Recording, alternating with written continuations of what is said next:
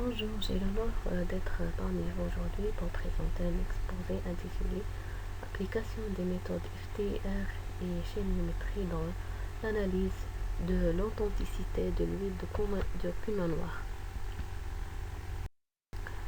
Dans ma présentation, je vais commencer par une introduction sur la plante de la nigelle, suivie par matériel et méthode. Après l'état description, enfin une conclusion. La plante de la nigelle sativa a le nom de Habat al-Baraka en arabe. Elle appartient à la famille des Rondelaceae et ses graines sont caractérisées par une couleur noire. Le principal composant bioactif de ces graines est le thymoquinone, mais elle contient aussi des vitamines et des minéraux. Cette plante est utilisée dans la médecine traditionnelle et également comme un épice et aussi dans des préparations pour traiter différentes maladies. Après l'extraction de ces graines, la N-sativa produit une huile bénéfique pour la santé car il est riche en composés bioactifs. Cette grande importance de l'huile de N-sativa conduira les producteurs de falsifier cette huile pour avoir beaucoup de profit et cette falsification doit être détectée et évaluée pour protéger la santé humaine. Et parmi les techniques les plus sophistiquées et rapides qui ont utilisé pour détecter la falsification est la spectroscopie infrarouge transformée de Fourier, qui est une technique basée sur l'utilisation des rayons infrarouges. Cette technique est couplée à la chimiométrie qui peut être définie comme un ensemble des modèles basés sur l'utilisation des mathématiques, statistiques et informatiques. Donc, notre étude a pour objectif d'utiliser la FTIR et la chimiométrie pour détecter la falsification de l'huile de la nigelle. Passons maintenant au matériel et méthode de cette étude. D'abord, l'échantillonnage des graines de N-sativa est fait à partir de la région de Benim-el-Nifra. Ensuite, ces graines achetées sont transformées en une huile pure par l'extraction à froid. Cette huile est falsifiée par deux huiles végétales qui sont l'huile de colza et l'huile de tournesol avec un pourcentage de falsification varié de 4 à 31%. Tous les échantillons sont analysés ensuite par l'appareil Beckel-Elmer et les spectres obtenus sont traités directement par le logiciel Unscramble avec deux modèles de régression PLSR et PCR. Maintenant, nous arrivons aux résultats des discussions. Alors, l'analyse spectrale par la FTIR donne des spectres infrarouges qui détaillaient la composition chimique des huiles.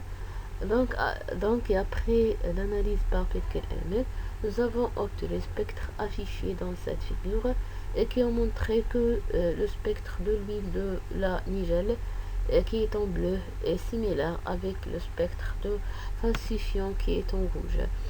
Cela veut dire que les deux huiles ont presque les mêmes compositions chimiques. Le spectre pur de l'huile de la nigelle a deux régions actives qui comportent les principaux groupements fonctionnels de l'huile de la nigelle et parmi ces groupements il y a la liaison CH, la liaison CH-CH2 des triglycérides et la liaison CO. Et pour détecter la falsification de la nigelle,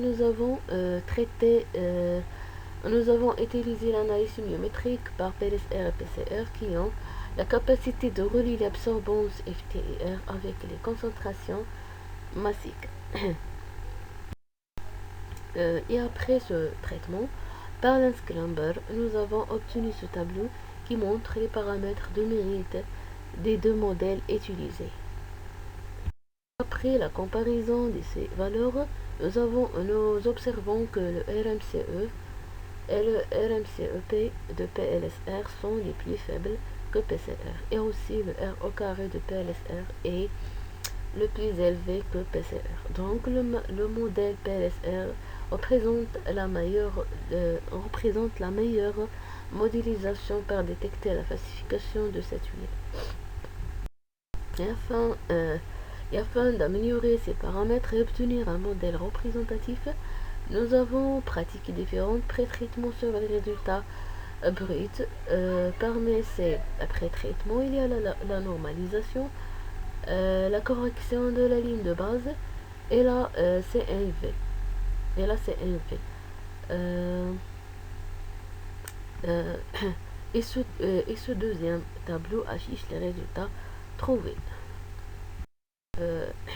L'analyse des valeurs obtenues montre que le modèle de la normalisation pour la falsification de l'huile de la nigelle par COSA est le meilleur modèle par rapport aux autres pré-traitements, avec un R au carré de prédiction de 0,997.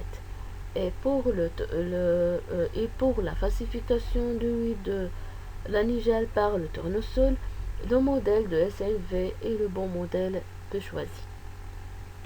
Alors, ce diapo montre les deux modèles de régression PLSR obtenus d'après ces paramètres et qui montre que cette détection est significative car les tracés de valeurs de calibration qui ont en bleu sont apparus presque superposés aux valeurs de validation qui est en rouge.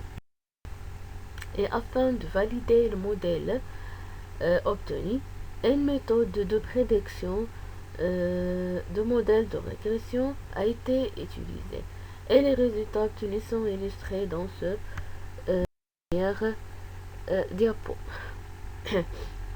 Ces modèles de prédiction représentent les tracés de la valeur Y prévue pour les échantillons de la nigelle falsifiés par COSA et pour la nigelle falsifiée aussi par le tournesol par rapport aux valeurs de référence, c'est-à-dire des valeurs mesurées.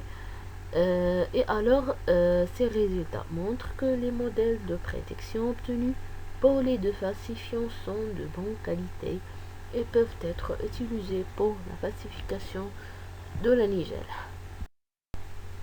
En conclusion, la spectroscopie infrarouge transformée de Fourier couplée à la simiométrie est une approche innovante qui est capable de détecter la falsification de l'huile de la nigelle et peut aussi être utilisé dans différentes études sur les ressources naturelles.